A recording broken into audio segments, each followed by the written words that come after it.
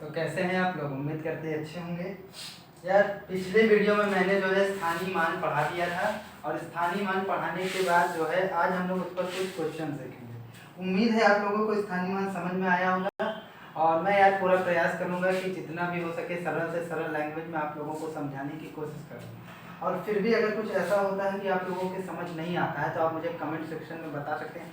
आपको मेरे अंदर जो भी कमी लगे आप उसे मुझे कमेंट्स के थ्रू बता दीजिए, जिससे मैं अगली बार उस चीज़ों को सुधार दूँ। तो यार प्लीज़ आप लोग कमेंट्स जरूर किया करिए, आप लोग लाइक और कमेंट्स करिए, तो जिससे हमें अपनी गलती पता चलती है और उस गलती को हम इम्प्रूव करते रहें। ठीक है, आप लोग का साथ होगा तभी हम लोग आगे बढ़ पाएंगे, बिना आप लोगों के साथ के हम लोग आगे नहीं बढ़ सकते हैं। तो चलिए देखते हैं कि कैसे हम लोग आगे उस पर क्वेश्चंस करेंगे कुछ। तो देखिए जैसे पहला क्वेश्चन है, निम्नांकित संख्याओं को संख्यांकों में व्यक्त कीजिए। तो क्या है 427। तो 427 देखिए सबसे पहले इकाई होता है, फिर दहाई होता है और फिर सैकड़ा होता है और उसके बाद हजार, 10,000, लाख, 10 लाख, इंटर। तो 400, तो 100 किसके स्थान पे होगा? सैकड़े के स्थान पर, और 27 दहाई के स्थान पर और इकाई के स्थान पर 7। इसी तरीके से क्या ये बन गए 427।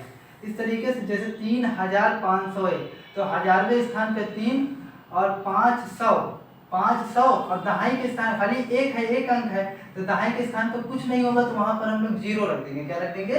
जीरो रख देंगे और फिर एक। इसी तरीके से देखिए 115 तो 100 तो 100 के स्थान पर 1, 15 दहाई के स्थान पर 1 और फिर 5। इसी तरीके से 79,029। ठीक है, आई होप आप लोग समझ गए होंगे। इसी अब देखिए नेक्स्ट क्वेश्चन, निम्नांकित संख्याओं को शब्दों में लिखिए। जैसे 7, ये क्या है? इकाई, दहाई, सैकड़ा, हजार। तो 7,000, अब सैकड़े के स्थान पे 0 है तो 100 का यूज करेंगे नहीं, इसलिए 7,019। इसी तरीके से इकाई, दहाई, सैकड़ा, हजार, 10,000। तो अब देखिए फिर सैकड़े के स्थान पे 0 है और ये 10,000 है, 10,000 मतलब 2 अंक लेना पड़ेगा। 23,000, अब सैकड़े के स्थान पर 0 है इसलिए 23,013।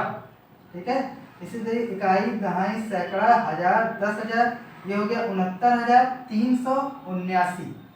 इकाई, दहाई, सैकड़ा, हजार, 10,000, लाख, 8,93,059।